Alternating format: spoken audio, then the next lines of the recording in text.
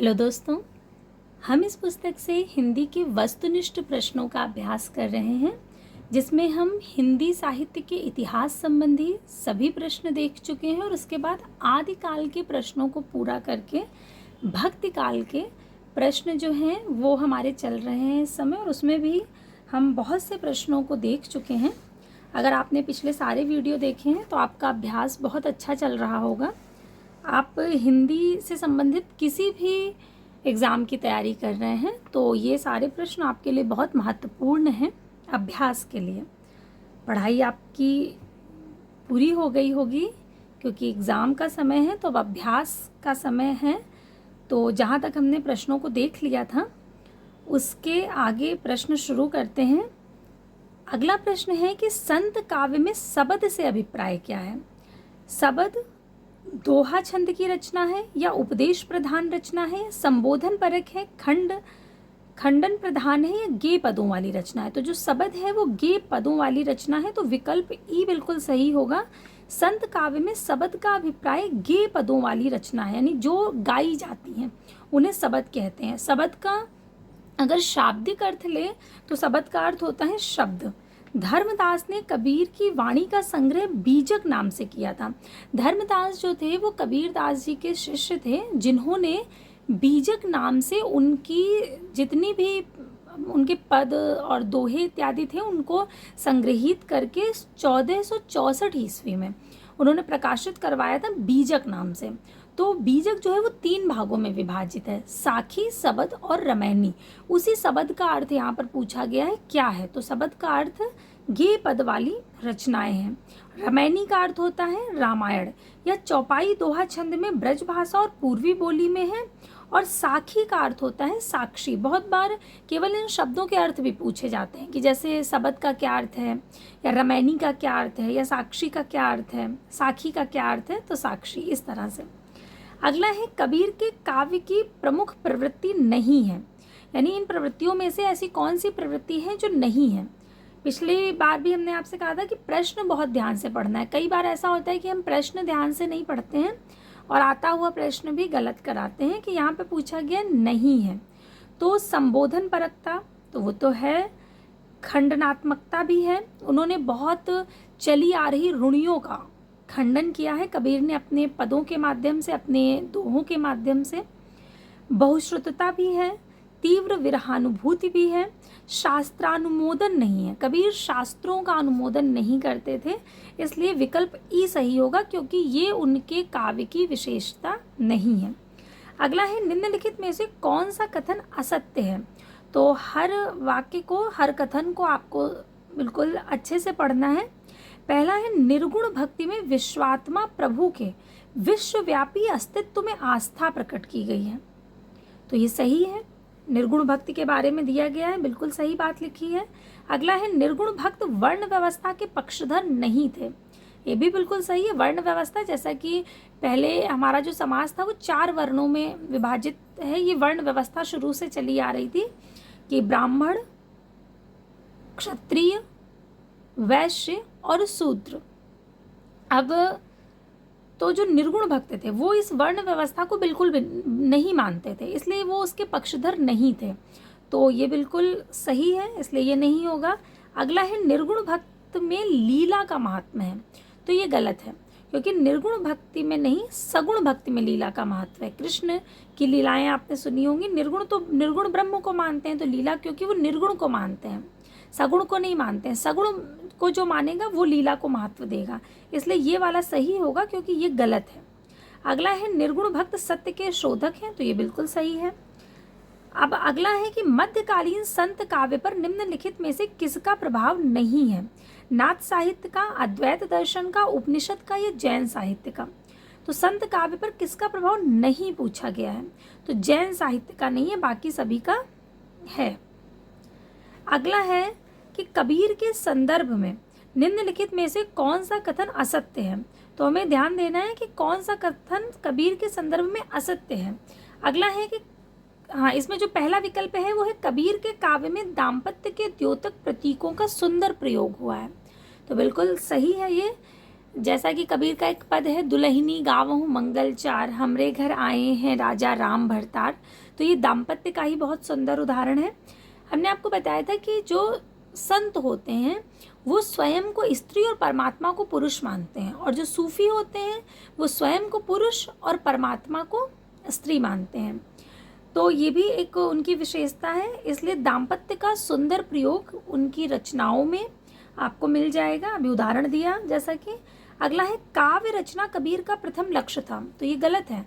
कबीर का ये कभी उद्देश्य रहा ही नहीं कि मुझे काव्य रचना करनी है। ठीक, तो इसलिए ये विकल्प बिल्कुल सही होगा, क्योंकि ये उनका उद्देश्य नहीं था। अगला है, कबीर के काव्य में रहस्यवाद मिलता है। सही है। कबीर ने समाज में व्याप्त पाखंड का पुरजोर विरोध किया है। बिल्कुल किया है। बहुत दोहे आपने उनके पढ़े होंगे जिनमें वो पाखंड का विरोध करते हैं। अगला है, संत काव्य के संदर्भ में कौन सा कथन गलत है?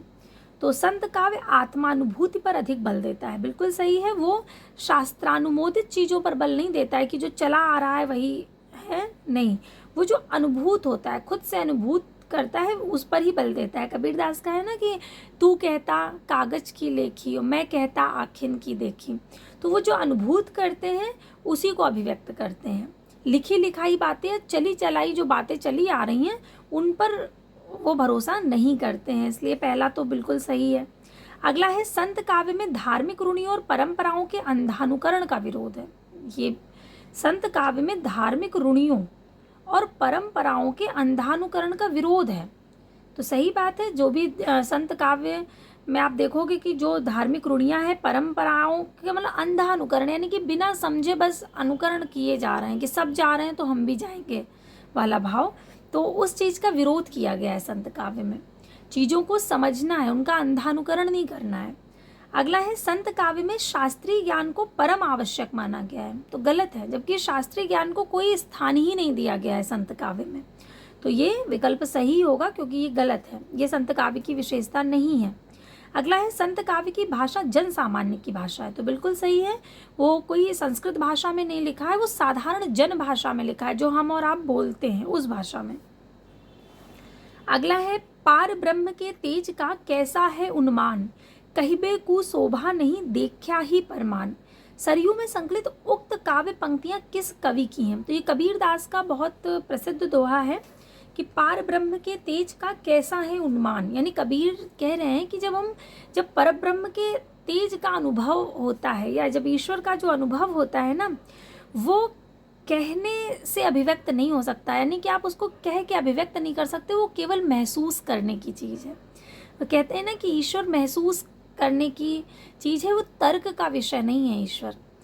ईश्वर है, ये बात हम महसूस तो कर सकते हैं, लेकिन हम बता नहीं सकते हैं कि कैसे है। जैसे एक वो उदाहरण देते हैं ना कि गूंगे का गुड़, कि गूंगा गुड़ खा सकता है, उसे महसूस कर सकता है कि वो कितना मीठा है, लेकिन वो अभिव्यक्त नहीं कर सकता है कि उसने गुड़ खाने के बाद क्या अनुभूत किया है। तो वही चीज़ है, ये दोहे के माध्यम से कह रहे हैं कि ईश्वर को आप महसूस कर सकते हो, आप उसे अभिव्यक्त नहीं कर सकते, क्योंकि उसका उन्मान ही ऐसा है। पार ब्रह्म के तेज का कैसा है उन्मान, कहिबे को शोभा नहीं देखा ही परमान। जिसने अनुभूत किया है वही जानता है, और कोई उसे अभिव्यक्त नहीं कर सकता। अगला है, दादू दयाल का जन्म कहाँ हुआ था? अहमदाबाद में, मारवाड़ में, बीकानेर में या जयपुर में? तो दादू दयाल का जन्म जो है वो अहमदाबाद में हुआ था, और 1544 ईस्वी में हुआ था, 1544। ये बहुत बार पूछा जाता है दादू दयाल की जन्म तिथि और कहाँ हुआ था उनका जन्म, महत्वपूर्ण प्रश्न है। दादू दयाल के संप्रदाय को ब्रह्म संप्रदाय या परब्रह्म संप्रदाय के नाम से भी जाना जाता है। जो दादू दयाल हैं, इन्होंने अपना एक संप्रदाय चलाया था, तो उसका जो नाम है वो ब्रह्म संप्रदाय या परब्रह्म संप्रदाय के नाम से जाना जाता है। बाकी दादू पंथ या दादू संप्रदाय तो कहा ही जाता है। दादू दयाल की वाणियों का सर्वप्रथम संपादन उनके शिष्य संत दास और जगन्नाथ दास ने हरडे वाणी शीर्षक से किया था। दादू दयाल की जो रचनाएं हैं वो हरडे वाणी शीर्षक से, उनके दो शिष्य थे, एक थे संत और एक थे जगन्नाथ। ये याद रखना है आपको, दादू दयाल के दो शिष्य थे, एक संत थे और एक जगन्नाथ थे। तो संत दास और जगन्नाथ दास ने मिल करके हरडे वाणी शीर्षक से उनका जो जितनी भी उनकी रचनाएं थी वो प्रकाशित करवाई थी। और उसके बाद उनके एक शिष्य और थे रज्जब, बहुत प्रसिद्ध हैं ये रज्जब, इन्होंने अंगवधू शीर्षक से इसका संपादन किया था। यानी संत दास और जगन्नाथ दास ने हरडेवाणी से और रज्जब ने अंगवधू शीर्षक से संपादन किया है। अगला प्रश्न है, साधना के 3 अवयव बताए गए हैं, कर्म, ज्ञान और, तो तीसरा कौन है, भक्ति। कर्म, ज्ञान और भक्ति साधना के ये 3 अवयव जो हैं वो बताए गए हैं। अगला है, निम्नलिखित में से कौन सी कबीर की वाणी की विशेषता नहीं है। तो प्रश्न है नहीं है, तो संसार की अनित्यता, तो ये तो है, क्योंकि वो कहते हैं कि संसार अनित्य है, वो नित्य नहीं है, और वास्तव में संसार नित्य नहीं है, अनित्य ही है। नित्य यानी कि जो हमेशा रहे, और अनित्य जो हमेशा न रहे। ठीक। अगला है, मूर्ति पूजा, तीर्थाटन आदि का महत्व, ये नहीं है, क्योंकि कबीर निर्गुण को मानते थे, तो निर्गुण में तो मूर्ति पूजा का कोई स्थान हो ही नहीं सकता, इसलिए ये वाला विकल्प सही होगा। अगला है, हृदय की शुद्धि, तो वो तो बिल्कुल कबीरदास हमेशा से कहते हैं कि जब तक आपका हृदय शुद्ध नहीं है तो आप कितना भी कुछ कर लो, कुछ होने वाला नहीं है। कहते हैं ना, माला फेरत जुग भयो, भयो न मन का फेर, और कर का मन का डारी के, मन का मन का फेर। ये कबीरदास का बहुत प्रसिद्ध है। वो कहते हैं आप कितने भी माला के जाप कर लो, लेकिन यदि आपका मन स्थिर नहीं है, इधर उधर है, लगा हुआ है, तो आपके उन माला का कोई असर पड़ने वाला नहीं है। कर का यानी कर मतलब हाथ का माला रख करके जब आप अपने मन की शुद्धि करना शुरू करेंगे तब ईश्वर की प्राप्ति संभव है। तो हृदय की शुद्धि तो बहुत महत्वपूर्ण है।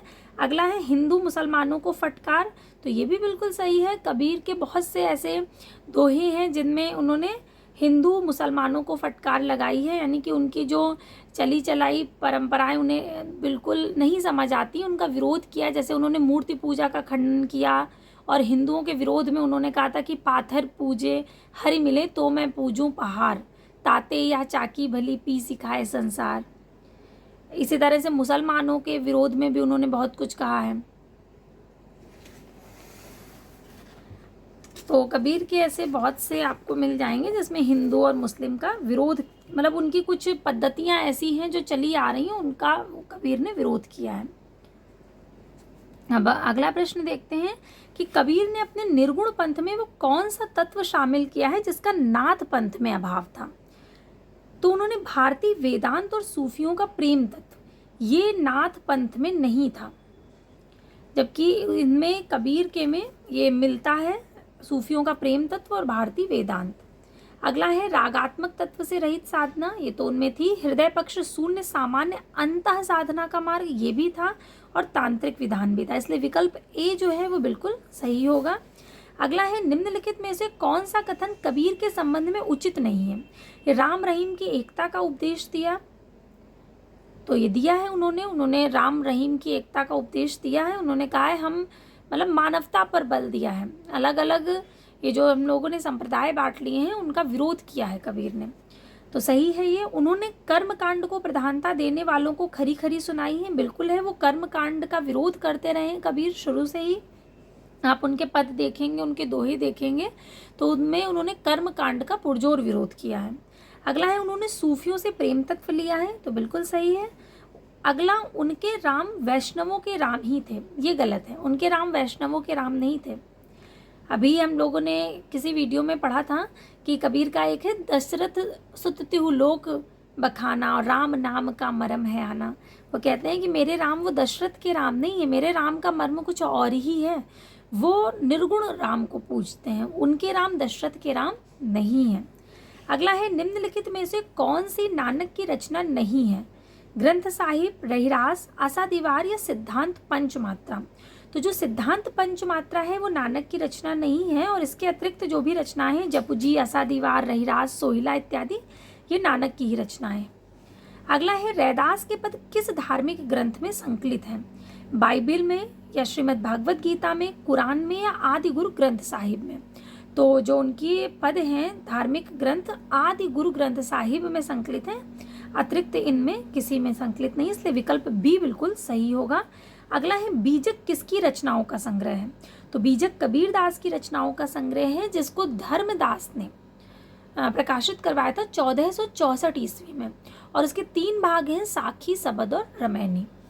ये आप बिल्कुल रट लीजिए, और रट गया होगा अगर आप बराबर देख रहे हैं वीडियो। बार बार जब हम चीज़ों को सुनते हैं तो हमें रट जाती हैं कि कबीरदास के शिष्य धर्मदास ने 1464 ईस्वी में बीजक नाम से उनकी रचनाओं को प्रकाशित कराया था। पूछा जाता है, बहुत बार महत्वपूर्ण प्रश्न है। अगला है, ईश्वर के अस्तित्व को स्वीकार न करने वाला दर्शन कौन सा है? द्वैताद्वैत, बौद्ध दर्शन, विशिष्टाद्वैत व चारवाक दर्शन। तो जो चारवाक दर्शन है वो ईश्वर के अस्तित्व को स्वीकार नहीं करता है।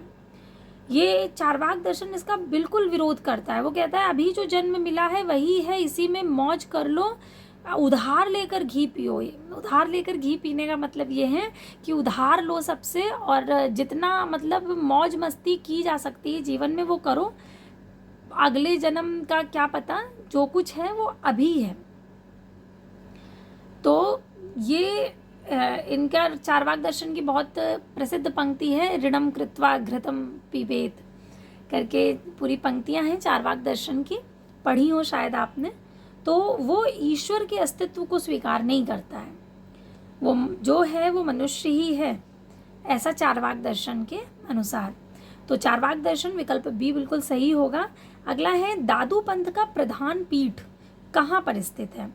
तो ये नरैना में है, विकल्प बी बिल्कुल सही होगा। दादू पंथ का जो प्रधान पीठ है वो नरैना में है। अगला है, कबीर के परलोकवास होने पर उनकी गद्दी किन्हें मिली थी?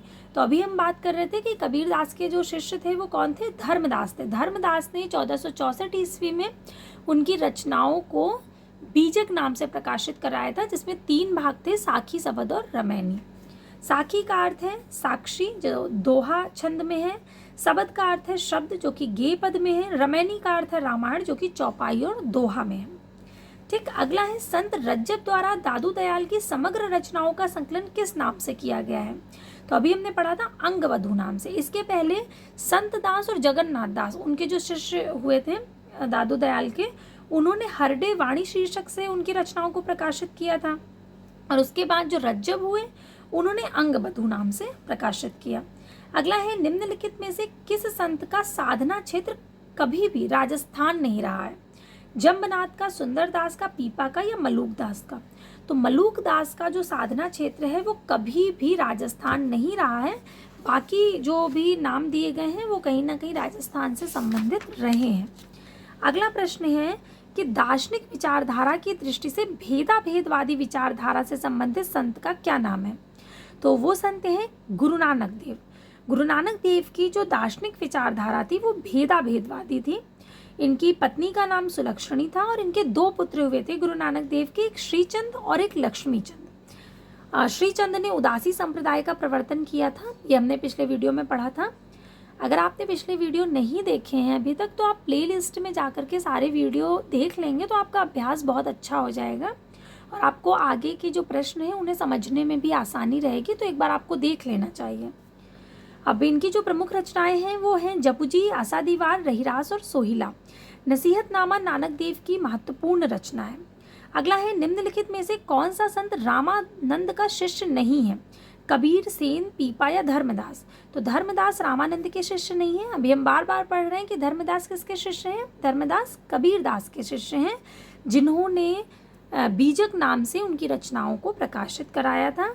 और जो रामानंद जी हैं उनके शिष्य हैं अनंतानंद, भावानंद, पीपा, सेन, धन्ना, रैदास, कबीर, सुखानंद, सुरसुरानंद, नरहर्यानंद, पद्मावती और सुरसुरी। और ये जितने हैं ये रामानंद के शिष्य हैं। रामानंद के शिष्यों में इनका नाम आता है। और रामानंद की एक महत्वपूर्ण विशेषता कि इन्हें आकाश धर्मा गुरु कहा गया है। हजारी प्रसाद द्विवेदी जी ने कहा है, हम पहले पढ़ चुके हैं। और क्यों कहा है? क्योंकि इन्होंने भक्ति का जो मार्ग था वो सभी के लिए खोल दिया था। पहले भक्ति क्या थी, कुछ सीमित लोगों तक ही थी, लेकिन रामानंद ने उसके मार्ग को विस्तृत किया था और सभी के लिए भक्ति को खोल दिया था, भक्ति के मार्ग को। इसलिए इन्हें आकाश धर्मा गुरु कहा जाता है। तो आज के लिए हम इतने ही प्रश्न रखते हैं। अगले वीडियो में हम इसके आगे के प्रश्नों को देखेंगे। तो तब तक के लिए धन्यवाद।